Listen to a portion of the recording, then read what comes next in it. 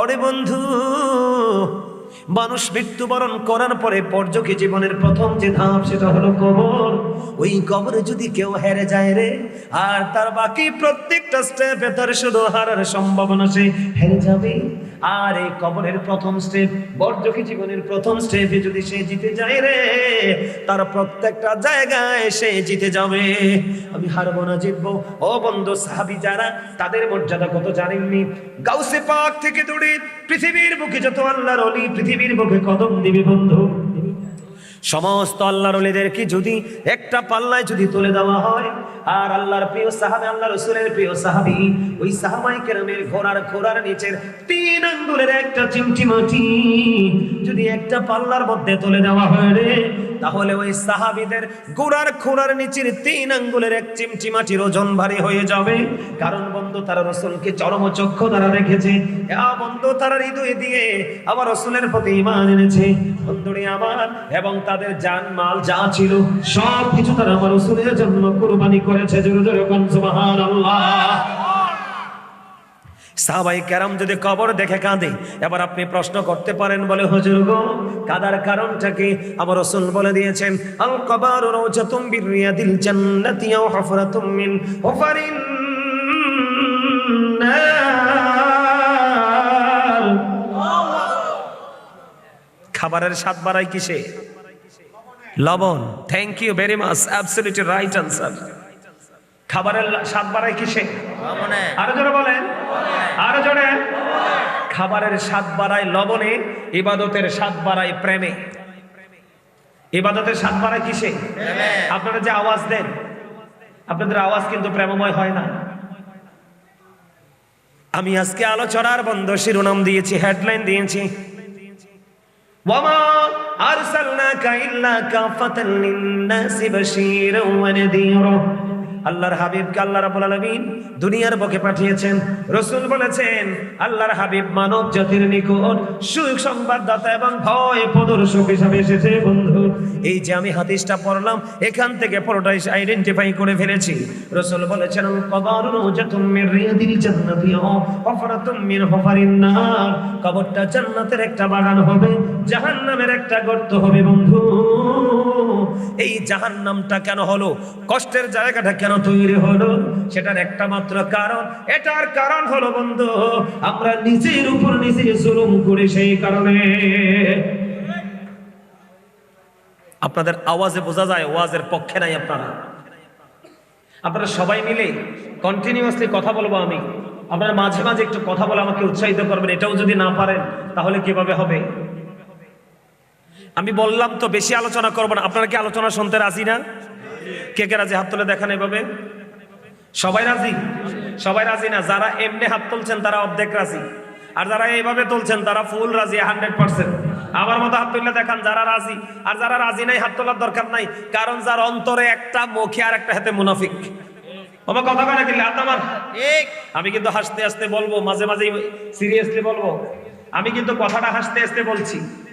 যার জবানে একটা, অন্তর আর একটা, সে কি? মুনাফিক। এজন্য আমি মানি না, মানবো না। এটা করণ যাবে না, এইভাবে করতে হইব, করলে আর নাইলে এইভাবে। ঠিক আছে না? নাই? আরে আরে চলে আমার ওয়াজটাকে করবো, একটু করবো। বন্ধুরি আমার দিকে তাকান। এই যে জাহান্নাম, সারা জীবন শুধু আমরা শুনি জাহান্নাম, সারা জীবন শুধু আমরা শুনি কবর। ও বন্ধু, এই জাহান্নামে যাবে মানুষ কেন রে? কারণ আমি আজকে রাসূল 2টা সংবাদ নিয়েছে, একটা হলো জান্নাতের নিয়ামত, আর একটা হলো জাহান্নামের ভয়ঙ্করতা। এই জাহান্নামে মানুষ কেন যাবে এইটা জানার দরকার আছে বন্ধু। তার কারণ হলো আমার আল্লাহ রাব্বুল আলামিন সূরা ইউনূসের 44 নম্বর আয়াতে জানিয়ে দিয়েছেন, ইন্নাল্লাহা লা ইয়াজলিমুন নাসা শাইয়্যান ওয়ালাকিন্নান নাসা আনফুসাহুম ইয়াজলিমুন। আমার আল্লাহ বলেছেন, আল্লাহ বান্দার উপর জুলুম করে না, আল্লাহ বান্দার উপর অত্যাচার করে না, বান্দা নিজেই নিজের উপর অত্যাচার করে। আল্লাহ বলেছেন, আল্লাহু লা ইউহিব্বুজ জালিমিন। যারা অত্যাচারে জালেমদেরকে আল্লাহ পছন্দ করে না। ওয়া মা লিজ-জালিমিনা মিন আনসার। জালেমরা যখন বিপদে পড়বে আল্লাহ বলেছেন তাদের জন্য আল্লাহ কোনো সাহায্যকারী রাখে না। ও বন্ধু, তারা সেদিন সাহায্য চাইবে, কেউ তাদেরকে সাহায্য করবে না। তাদের ধ্বংস অনিবার্য। কোরআন শরীফের 19 পারা সূরা শুআরা 88 নম্বর আয়াতে আল্লাহ বলেছেন, ইয়াউমা লা ইয়ানফা'ু মালুন ওয়ালা বানুন, কিয়ামতের দিন আপনার ধন সম্পদ সন্তান সন্ততি কোনো কাজে আসবে না। ও বন্ধু, অত্যন্ত ভয়ঙ্কর। এই দুনিয়ার বুকে মানুষ বিপদে পড়লে সাহায্যকারী খুঁজে পায়, অভাবে পড়লে বন্ধু অভাব মেটানোর লোক খুঁজে পায়, অসুস্থ হলে ডাক্তারের কাছে নিয়ে যাওয়ার মানুষ খুঁজে পায়। কিন্তু বন্ধু, ওই জাহান্নাম, ওই যে ইংলিশে যেটাকে বলা হয় হেল, এটা তো নির্মম হবে, এত নিষ্ঠুর হবে বন্ধু, এটা অত্যন্ত ভয়ঙ্কর হবে। আল্লাহ বলেছে বান্দারে লা ইয়ামুতু, people will not die that day, সেদিন মানুষ মরতে পারবে না। আল্লাহ বলেছেন ফিহা ওয়ালা ইয়াহইয়া, people will not be able to live that day, সেদিন মানুষগুলো বাঁচতে পারবে না। আল্লাহ বলেছেন ওমা হুম আনহা বিগাইবিন, people will not be able to escape that day, সেদিন মানুষগুলো বন্ধু ওখান থেকে পালাতেও পারবে না। আমি আপনাদেরকে শুধু স্ট্রাকচারটা দাঁড় করিয়ে দেই, পরে আলোচনায় ঢুকবো। আমার ওয়াজগুলো ব্রেইনে সেট আপ দিবেন, এই জন্য আমি আপনাদেরকে বুঝাই দিলাম দেহ কিন্তু আসল নয়, আসল হলো আপনার রূহ। কারণ আপনার দেহটা এখানে আছে, মনটা অন্যদিকে আছে। তাহলে আপনি এখানে বসে থেকে কোনো লাভ নাই, আপনি চলে যান আপনার বাড়িতে। কথা বলেন না কেন? কারণ এটা কিন্তু হাসি তামাশার জায়গা না, এটা গুরুত্বপূর্ণ একটা ক্লাস বন্ধু। বিয়ের জন্য কত সময় কাটাই, বন্ধু বান্ধবের সাথে কত সময় কাটাই, আজকে যদি এইটুকু সময় কাটাতে না পারি আমরা ব্যর্থ ছাড়া আর কিছুই বলবো না। ঠিক কিনা বলেন? আপনি নিজের উপর নিজে অন্যায় করেছেন। আল্লাহ বলেছেন যারা জালেম তাদেরকে পছন্দ করে না, বিপদে পড়লে তাদের জন্য কোনো সাহায্যকারীও রাখে না। তারা ওখান থেকে বাঁচতে পারবে না, ওখান থেকে তারা মরতে পারবে না, ওখান থেকে তারা আবার পালাতেও পারবে না। জোরে জোরে কন্যা নাউজুবিল্লাহ। বন্ধুরে আমার, আরো বড় ভয়ঙ্কর ওই দিন আপনি কাউকে দোষ দিতে পারবেন না। ঠিক কিনা বলেন? যে আমি তো জানি না, আমি তো বুঝি না, এটা কেন হলো। এই জন্য আমার আল্লাহ বলেছেন ওয়া ইদাল কুবুর বুসিরাত আলিমাত নাফসুম মা কদ্দামাত ওয়া আখরাত। আল্লাহ রাব্বুল আলামিন জানিয়ে দিয়েছেন বন্ধু, কবরটা যেদিন ওপেনিং করা হবে, উন্মুক্ত করা হবে, সবার চোখের সামনে থাকবে।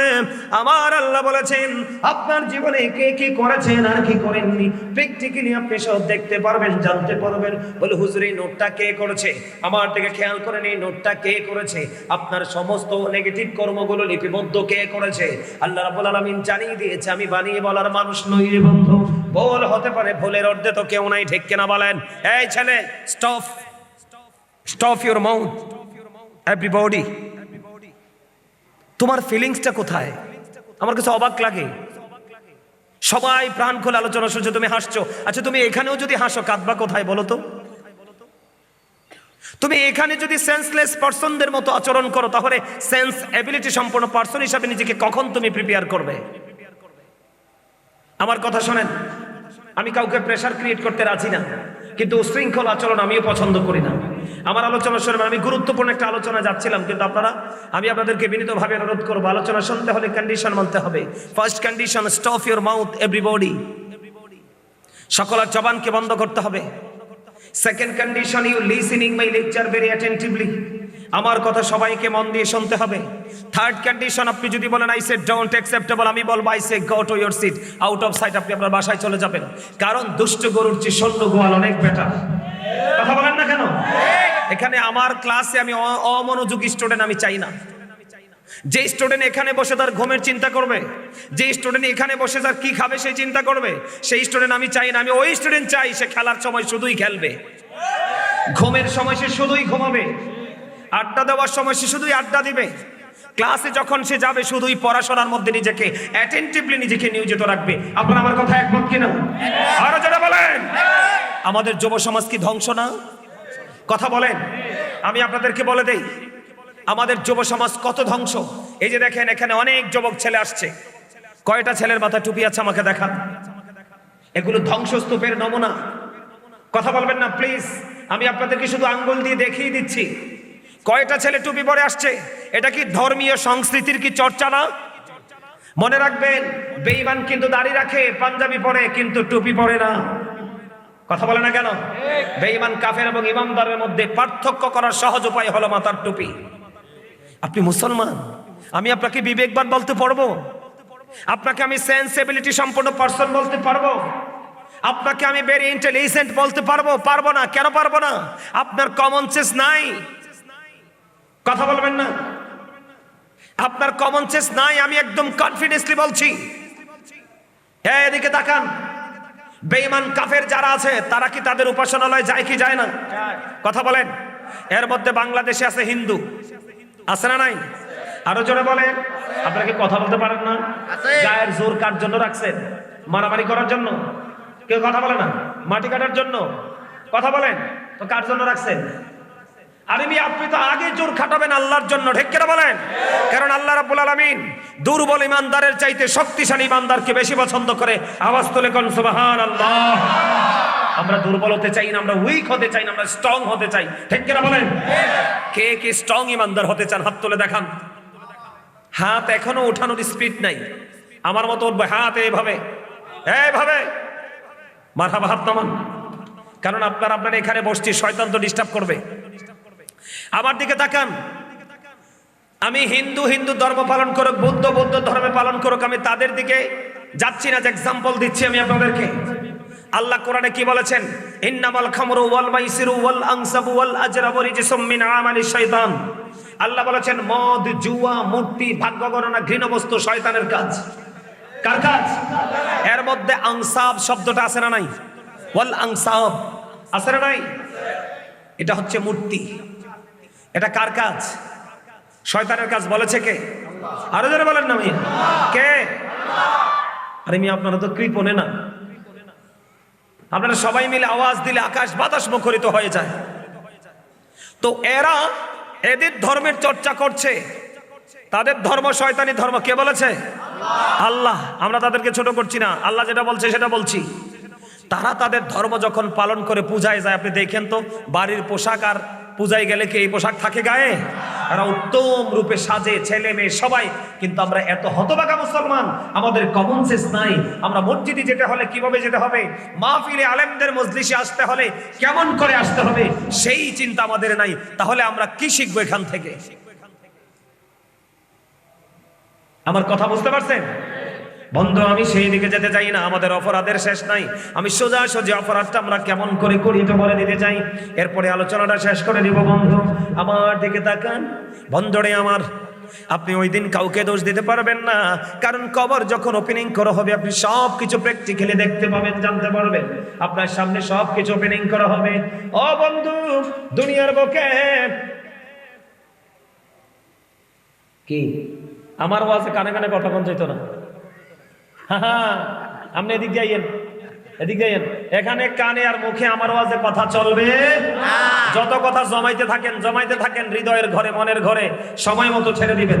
এই যে দেখেন ছেলে একটা ঢুকছে, এই যে দেখেন এটার কত সুন্দর লাগে। দেখেন, এই তুমি বইসো না, দাঁড়াও, এদিকে আর একটু মাঝখানে আসো। আমি যুবক ভাইদেরকে বলছি, ওই ছেলেটার দিকে তাকাও তো। এই তুমি দাঁড়াও, তুমি হ্যাঁ তুমি দাঁড়াও। এই যে ছেলেটা টুপি পড়ছে, তোমরা সবার চাইতে এই দুইটা ছেলেকে কেমন লাগে বলো তো? কি বসো, এগুলো শিখো মিয়া। এই যুবক, আমি তোমাদেরকে আজকে মাহফিলকে সাক্ষী রাখে বলি, কে বাঁচবে কে মরবে কতদিন আমি জানি না। তোমাদের গুড ক্যারেক্টার সম্পূর্ণ পার্সন থেকে তোমাদেরকে ক্যারেক্টারলেস পার্সন হিসেবে রূপান্তরিত করেছে এটা। আমার ঠিক কথা আপনারা ভালো করে বলেন। কোনটা? তোমাদের থাকার কথা ছিল কোরআন নিয়ে, তোমাদের থাকার কথা ছিল হাদিস নিয়ে। তোমরা continuously 24 hours every night and every day, day by day, night by night তোমাদের সময় কাটে এটা দিয়ে। এটার মধ্যে কি আছে? কি এমন জিনিস আছে তোমাদের? কি আছে তোমাদেরকে? আজকে তোমরা মাহফিলে আসবে, তোমরা দিশা হারিয়ে ফেলেছো। আজকে মাহফিলে আসতে হলে যে আমাদের এখানে স্কলার যারা, এডুকেশন স্কলার যারা আসছে, দিনে দাওয়াত দিব, আমরা তাদের সামনে বসবো। আরে ভাই, আলেমদেরকে ভালোবাসা, তাদেরকে রেসপেক্ট করা, তাদেরকে মর্যাদা দেওয়া সাধারণ মানুষের জান্নাতে যাওয়ার দলিল। আমার আল্লাহ বলেছেন, join with my dear people, তোমরা আমার প্রিয় লোকেদের সাথে যুক্ত হও। আল্লাহ বলেছেন, কাম টু মাই প্যারাডাইজ, আমার জান্নাতে চলে আসো। ফাদখুলি ফি ইবাদি ওয়াদখুলি জান্নাতি। আওয়াজ তোলে বলেন না সুবহানাল্লাহ। তোমরা এই রাস্তা ছেড়ে কোথায় ঢুকেছো? এটার মধ্যে যা আছে মুসলমানের কিচ্ছু নাই, সব আছে বেঈমান কাফেরদের। বেঈমান কাফের সম্পর্কে আল্লাহ রাব্বুল আলামিন মেসেজ দিয়েছে। আল্লাহ রাব্বুল আলামিন বলেছেন ওয়াইদাত লিল কাফিরিন, তোমরা যাদেরকে ফলো করছো, যাকে দেখে তুমি চুল কাটছো, যাকে তোমার পোশাকের স্টাইল তুমি রেডি করছো, তাদের ঠিকানা হলো জাহান্নাম। আল্লাহ কোরআনে বলেছেন ইন্নাল কাফিরিনা কানু লাকুম আদুওয়াম মুবিনা। আল্লাহ বলেছেন the heretics are the eternal enemy of the believers. ঈমানদারদের প্রকাশ্য শত্রু হলো বেঈমান কাফেররা। আওয়াজ তুলে তুলে বলেন নাউযুবিল্লাহ, আরো জোরে। কিন্তু বেঈমান কাফেররা শত্রু হইলো আপনার পাশে যদি কোনো ইহুদি নাসারার ঘর থাকে, তাকে আপনি আক্রমণ করতে পারবেন না বিনা কারণে। আপনি তাকে মারতে পারবেন না, আপনি তাকে প্রহার করতে পারবেন না, তাকে কষ্ট দিতে পারবেন না। কথা কি বুঝতে পারছেন? আরো জোরে, আরো জোরে। হিসাব কি বুঝতেছেন? বন্ধুরে আমার দিকে তাকান। কোন বাড়ির সামনে, কোন মার্কেটের সামনে, কোন বাজারে বন্ধু যখন কোন সিসি ক্যামেরা থাকে, আপনি আমি ভয়ে সেই সিসি ক্যামেরার নিকট আমরা যাই না। আমরা ভয় পাই ফুটেজ দেখে আমাকে ধরে ফেলবে। প্রত্যেকটা মানুষের মধ্যে একটা আতঙ্ক থাকে। বন্ধু রে হৃদয় খুলে তোমরা শোনো গো, ও বন্ধু তোমরা হৃদয় খুলে শোনো। আমি তোমাদেরকে বলে দিতে চাই, এই দুনিয়ার ফুটেজ কিন্তু ভেঙে ফেলা যায়, নষ্ট করা যায়, স্পয়েল করা যায় বন্ধু, ডিমলিশ করা যায় বন্ধু। কিন্তু তুমি এমন সিসি ক্যামেরা তোমার সঙ্গে আমার সঙ্গে আল্লাহ সেটিং করে দিয়েছে। আরে বাবা ইব্রাহিম জামি মসজিদে সংলগ্ন আমার মুসল্লি, ও বন্ধু তোমাদেরকে আমি বলে দিতে চাই, হৃদয় খুলে শোনো। এমন দুইটা সিসি ক্যামেরা তোমার কাঁধে দেওয়া হয়েছে। ওই সিসি ক্যামেরা তুমি ফিনিশ হলেও এই সিসি ক্যামেরা কোনোদিন ফিনিশ হবে না। আল্লাহ কোরআনে বলেছে, আমি বানিয়ে বলার কথা নয়। আল্লাহ বলেছেন ওয়া ইন্না আলাইকুম লা হাফিজিন কিরামান কাতিবিন। আসেনি রে, আরো জোরে। হাফেজ সাহেব রে চিনেননি? আর আমার থেকে বেশি তো চিনেন হাফেজ সাহেব রে। হাফেজ সাহেব কইছে এটা কোরআনে আছে। হাফেজ সাহেব আসেনিও? আপনি আপনার মুসল্লির দিকে তাকায়া বলেন আছে। আপনার আমিও বলছি আছে, আপনার হাফেজ সাহেবও বলছে আছে। তাহলে অস্বীকার করার কোনো সুযোগ নেই। ও বন্ধু আপনার ভালো মন্দ সবকিছু নোট হচ্ছে। কথা বলে না কেন? এই নোটের উপর ভিত্তি করে ও বন্ধু আল্লাহ বলেছেন ইন্নাল্লাহা সারিউল হিসাব। আল্লাহ is quick to take account. আল্লাহ হিসাব গ্রহণে অত্যন্ত তৎপর। বন্ধুরে আমার, আপনি দৌড় দিবেন, বাঁচতে চাইবেন, মরতে চাইবেন, পালাতে চাইবেন, আপনার মনে অনেক ধরনের কৌতূহল সেদিন জন্ম হবে। এই জন্য আল্লাহ রাব্বুল আলামিন বলে দিয়েছে গাজী সুলাইমানের মতো যুগে যুগে যুগে যুগে প্রজন্মের পর প্রজন্মে, দশকের পর দশক এই পৃথিবীর বুকে বন্ধু আল্লাহ রাসূলের গোলামেরা পৃথিবীর বুকে আসবে। আল্লাহ জানিয়ে দিয়েছে তোমরা তাদেরকে মেসেজটুকু জানিয়ে দাও, তোমরা তাদেরকে এই মেসেজটুকু জানিয়ে দাও। কেমন করে মেসেজটা আমরা জানিয়ে দিব? আল্লাহ রাব্বুল আলামিন বলে দিয়েছেন জানিয়ে দাও, জানিয়ে দাও। এই যে সিসি ক্যামেরা ও বন্ধু এটা তাদের সামনে ওপেনিং করা হবে, সেই দিন কাউকে দোষ দিতে পারবে না। বন্ধুরে তোমরা দৌড় দিতে চাইবে, বাঁচতে চাইবে, মরতে চাইবে, পালাতে চাইবে। ও বন্ধু এই জন্য আল্লাহ রাব্বুল আলামিন বলে দিয়েছেন ইন্না বাতুশা রাব্বিকা লাশাদীদ। আল্লাহর পাকড়াও বড় শক্ত, আল্লাহর ধরা খুব শক্ত ধরা। বন্ধুরে আমার, তাহলে আপনি যাবেন কোথায়? বাঁচতে পারবেন না, মরতে পারবেন না, পালাতে পারবেন না, সম্পদ এবং সন্তানকে আপনার উপকারের জন্য সেদিন পাশে পাবেন না। বন্ধুরে এই জন্য আমি আপনাদেরকে বলে দেই, আজকে আমি একটা মেসেজ আপনাদেরকে দিয়ে দেব। আমরা কেমন করে জুলুম করি, আমরা কেমন করে অত্যাচারী হয়ে উঠলাম। আমি একটা এক্সাম্পল দেই বন্ধু। হযরতে সুলাইমান আলাইহিস সালামের বাবার নাম কি জানেননি? হযরতে দাউদ আলাইহিস সালাম। বন্ধু রে হৃদয় খুলে শোনেন, আমি দুইটা এক্সাম্পল দেব, এরপরে আলোচনা শেষ করে দেব। একটা হলো হযরত দাউদ আলাইহিস সালাম। আল্লাহ রাব্বুল আলামিন ও বন্ধু ওনার কাছে একটা কুদরতি জিনজির পাঠিয়েছিলেন। ওই জিনজিরটার পাওয়ার ছিল কেমন জানেননি? সমাজের মধ্যে অনেক সময় বিচারকরা ফয়সালা দিতে পারতো না। আমাদের সমাজে এখনো তো আছে। অনেক সময় যারা সামাজিক কর্মকাণ্ডের সাথে বন্ধু যুক্ত থাকে, তারা অনেক সময় নেগেটিভ পজিটিভ আইডেন্টিফাই করতে পারে না। ওই দাউদ আলাইহিস সালামের জামানায় এমন একজন কুদরতি, এমন একটা কুদরতি জিনজির ছিল। ও বন্ধু আপনার যখন কোনো মানুষ সত্যবাদী হতো, ন্যায়ের পক্ষে হতো, এই কুদরতি জিনজির ইশারা করলে, ডাক দিলে আল্লাহর কুদরতে ওই সত্যবাদীর হাতে এসে ধরা দিত। যদি এই জিনজিরকে স্পর্শ করতে পারতো, তাকে সেদিন ন্যায় পরায়ণ সত্যবাদী হিসাবে বন্ধু তাকে বিবেচিত করা হতো। জোরে জোরে করুন সুবহানাল্লাহ। আবার অনেক সময় দেখা যেত বন্ধু, মামলা হয়েছে, মামলার রায় হচ্ছে না। মামলা বলতে বুঝেনি তো, বিচার আচার হচ্ছে, রায় হচ্ছে না, কোন দিকে রায় দেবে, বিচারক একটা হেজিটেশনের মধ্যে পড়ে যেত। তখন বন্ধু ওই কুদরতি জিঞ্জিরের কাছে চলে গেলে ওই কুদরতি জিঞ্জির সত্যবাদীর কাছে এসে ধরা দিত। আর যিনি মিথ্যাবাদী, যাকে বন্ধু বলা হয় ইংলিশে ক্যারেক্টারলেস, আবার বন্ধু তাকে মুনাফিকও বলা হয়, ঠিক কিনা বলেন? আরো জোরে বলেন হিপোক্রেটস। নাউজুবিল্লাহ বলেন। বন্ধুরে আমার, আমি আপনাদেরকে বলে দিতে চাই, এইভাবে ফয়সালা দিত। একটা সময় দেখতে দেখতে দেখতে দেখতে আবার আল্লাহর কুদরতি জিঞ্জির এমন একটা জিঞ্জির ছিল, ও বন্ধু, এটার মধ্যে অনেক অলৌকিক পাওয়ার ছিল, যেটা মানব দৃষ্টির বাহিরে, ঠিক কিনা বলেন? একদিন দেখেন জুলুম আমরা কেমন করি, আমরা কেমন অত্যাচারী, এটা বোঝানোর জন্য বোঝানোর জন্য বলছি বন্ধু। তখন কি করা হতো, একজন লোক একজনের কাছে হীরা মণি মাণিক্য আমানত রাখলেন। কি করলেন? আমাদের দেশে আমানত রাখে না, কথা বলেন, আমানত বুঝেননি? তার ধরেন আমি 500 টাকা আছে আমার কাছে, আমি কন্টিনিউয়াসলি রাস্তাঘাটে চলাফেরা করি, এটা হারিয়ে যেতে পারে। আমি আমার ভাই, ওনার নাম কি, কথা বলেন না, জাকির ভাইয়ের কাছে রাখলাম। ভাই, আপনি তো সবসময় রিল্যাক্স থাকেন, আপনি আমার এই আমানত আপনার কাছে রেখে দেন, সময় যখন হবে আমি আপনার কাছে চাইবো, আপনি ফেরত দিবেন। এই রকম বন্ধু একজন মানুষ গুরুত্বপূর্ণ হীরা মণি মাণিক্য তার কাছে কি রাখলেন, আমানত রাখলেন। দেখতে দেখতে সময় চলে গেল, রাত চলে গেল, দিন পুড়িয়ে গেল, রাত পুড়িয়ে গেল, অনেক সময় চলে গেল। যিনি মালের মালিক ওই তিনি কি করলেন, যার কাছে মাল গচ্ছিত রেখেছেন ওনার কাছে চলে গেলেন। বন্ধুরে, আমি তো তোমার কাছে কিছু গুরুত্বপূর্ণ দৌলত রেখেছিলাম, আমার এগুলো এখন প্রয়োজন হয়েছে, তুমি আমাকে এগুলো ফেরত দিয়ে দাও।